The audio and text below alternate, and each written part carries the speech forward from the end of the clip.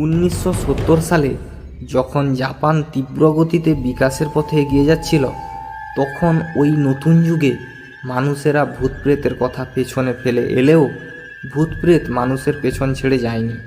কারণ এমন কিছু ঘটনা মানুষের জীবনে ঘটে গেছে যেটা শুনলে সবার গায়ে কাঁটা দিয়ে ওঠে।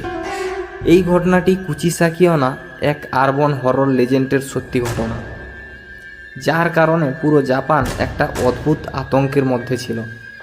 কুচিসাকি ওনার প্রভাব জাপানে এতটাই ছিল যে ওই জায়গার মানুষেরা নিজেদের বাচ্চাদের স্কুলে পাঠাতে ও খেলতে পাঠাতে, এমনকি বাড়ির বাইরে পাঠাতেও ভয় করতেন। কিন্তু কেন, কি ছিল এই কুচিসাকি ওনা? তো চলুন জানা যাক এই কুচিসাকি ওনার ঘটনা। বন্ধুরা, কুচিসাকি ওনা ছিল একজন মহিলা যে মুখে মাস্ক লাগিয়ে জাপানের অলিগলিতে ঘুরে বেড়াতো, যার ফলে ওর অর্ধেক মুখ দেখা যেত। সেই জন্য ওই মহিলা রাস্তা দিয়ে যাওয়া বাচ্চাদের জিজ্ঞাসা করত, আমাকে কি ভালো দেখতে?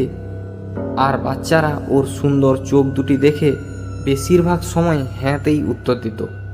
বাচ্চারা হ্যাঁ বললেই ও তার মুখ থেকে মাস্কটা সরিয়ে দিত, কারণ মাস্কের নিচে কুচিসাকি ওনার পুরো চেহারাটাই কাটা ছিল।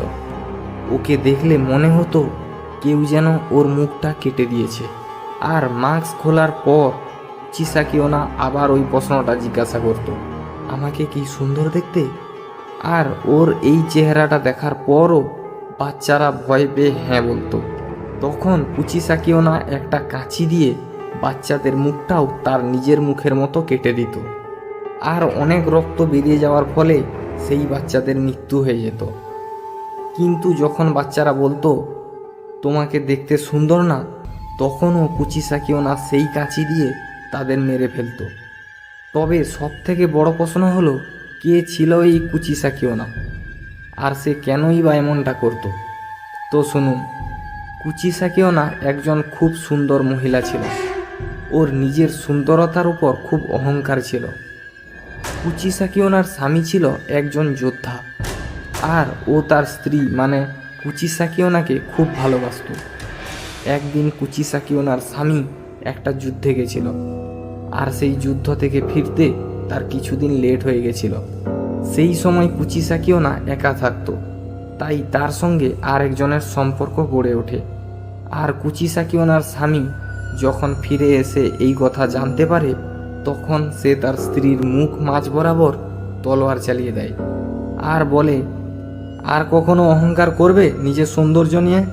সেই সময় কুচিসাকি ওনা যন্ত্রণার চোটে কান্না করতে থাকে। তার কিছু সময় পর খুব রক্ত বেরিয়ে যাওয়ার কারণে তার ওখানেই মৃত্যু হয়। তাই সেই সময় থেকে কুচিসাকি ওনার আত্মা জাপানের অলিগলিতে ঘুরে বেড়ায়, আর বাচ্চা থেকে বুড়ো সবাইকে একটাই কথা জিজ্ঞাসা করে, আমি কি সুন্দর? তার উত্তর যদি কেউ নাতে দিত, তাহলে সে তার মুখ না দেখে মরত। আর কেউ যদি তার উত্তর হ্যাঁতে দিত, তাহলে সে তার মুখ দেখেই মরত। তবে কিছু সময় পরে কুচিসাকি ওনা জাপান থেকে চলে গেল। কিন্তু ও কেন এসেছিল আর কেনই বা চলে গেল, তার উত্তর কারোর জানা নেই। তো বন্ধুরা, এই ছিল আজকের ঘটনা। আপনারা চাইলে আপনাদের সাথে ঘটে যাওয়া ঘটনাগুলি অশরীরীরটাকে শেয়ার করতে পারেন। তার জন্য আমি ডেসক্রিপশন বক্সে আমাদের জিমেল আর হোয়াটসঅ্যাপ নাম্বারটি দিয়ে রেখেছি। আর বন্ধুরা, এই ঘটনাটি আপনাদের কেমন লাগলো তা কমেন্ট করে বলুন। ভালো লাগলে অবশ্যই ভিডিওটিতে একটি লাইক করে তাড়াতাড়ি চ্যানেলটি সাবস্ক্রাইব করে নোটিফিকেশন বেলটি অল করে নিন। আজকে এই পর্যন্ত, দেখা হচ্ছে পরের ভিডিওতে আপনাদের পাঠানো কোনো সত্য ঘটনা নিয়ে। ততক্ষণ সবাই ভালো থাকুন, সুস্থ থাকুন। শুভরাত্রি।